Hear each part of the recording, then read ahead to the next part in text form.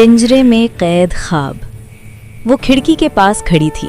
सुबह की हल्की रोशनी कमरे में फैल रही थी, मगर उसके दिल में अंधेरा था। बाहर आसमान पर परिंदे आज़ाद उड़ रहे थे और हर परिंदा उसे अपने अंदर कैद एक ख्वाब की याद दिला रहा था। आयशा ने आहिस्ता से खिड़की के शीशे पर हाथ रखा, जैसे उस शफ़ाफ दीवार के पार अपनी आज़ादी को छूना चाहती हो। आयशा को बचपन से रंगों से मोहब्बत थी। जब वो बहुत छोटी थी तो मिट्टी से घर बनाकर उन पर फूलों के नक्श बना दिया करती। स्कूल में उसकी कॉपियों के आखिरी सफ़हात तस्वीरों से भरे होते। उसकी माँ उसे गौर से देखती और कहती, मेरी बेटी के हाथों में कोई ख़ास बात है। मगर हर बार ये बात वहीं रुक जाती जहाँ ख़ानदान और मुआशरे की दीवारें शुरू हो जातीं। उसके वालिद सख्त मिजाज थे। उनका मानना था कि लड़की का असल हुनर सब्र, खामोशी और बर्दाश्त है। वो आयशा को अक्सर समझाते, ज़्यादा ख्वाब देखने वाली लड़कियां अक्सर टूट जाती हैं। ये जुमला आयशा के दिल में कांटे की तरह चुभ जाता, मगर वो खामोश रहती। वक्त के साथ साथ उसके ख्वाब भी बड़े होते गए। कॉलेज में उसके फन ने असातिज़ा को मुतासिर किया।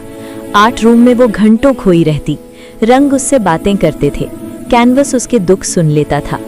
एक दिन उसकी टीचर ने उससे कहा, आयशा, तुम्हारे अंदर सिर्फ हुनर नहीं, दर्द भी है, और यही एक सच्चे फनकार की पहचान है। इसी दिन उसे एक बैनुल अक़वामी आर्ट मुकाबले का फॉर्म मिला।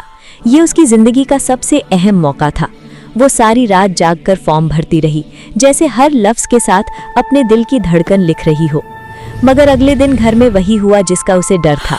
वालिद ने फॉर्म देखा, खामोश रहे, फिर सख्ती से कागज़ मेज़ पर रख दिया। ये सब तुम्हारे बस का नहीं, तुम्हारी शादी की बात चल रही है। वो लम्हा आयशा के लिए सांस रुकने जैसा था। उस रात उसने पहली बार खुलकर रोया। तकिया आंसुओं से भीग गया, मगर आवाज़ गले में ही कैद रही। माँ उसके पास आकर बैठी। उसने बेटी के सर पर हाथ रखा। बेटी, माँ का दिल भी टूट रहा है, मगर मैं तुम्हें बचा नहीं सकती। ये अल्फाज आयशा के लिए सबसे ज़्यादा तकलीफ दे थे, क्योंकि वो जानती थी कि माँ की मोहब्बत बेबस है।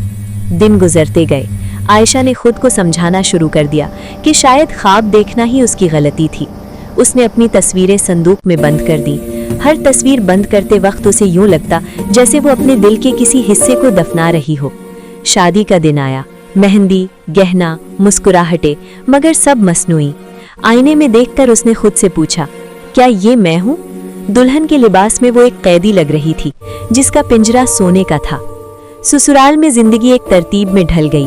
वक्त पर जागना, खाना पकाना, सबकी तवक्कुआत पर पूरा उतरना। वो सब कुछ करती, मगर अंदर से खाली थी। रात को सबके सोने के बाद वो अक्सर छत पर जाकर आसमान देखती, सितारों से बातें करती, जैसे वही उसके राजदार हों। एक दिन अलमारी की सफाई करते हुए उसकी सास को उसका पुराना स्केचबुक मिल गया। वो देर तक तस्वीरें देखती रही। ये किसने बनाई है? मैंने, आयशा ने डरते हुए कहा। सास की आंखों में हैरत थी, गुस्सा नहीं। तुमने हमें कभी बताया क्यों नहीं? आयशा के होंठ कांप गए। उसे पहली बार लगा कि शायद कोई उसे समझेगा। कुछ दिन बाद उसने हिम्मत करके अपने शौहर से बात की। वो खामोशी से सुनता रहा, फिर आहिस्ता से बोला, मैं तुम्हें पिंजरे में कैद नहीं देखना चाहता।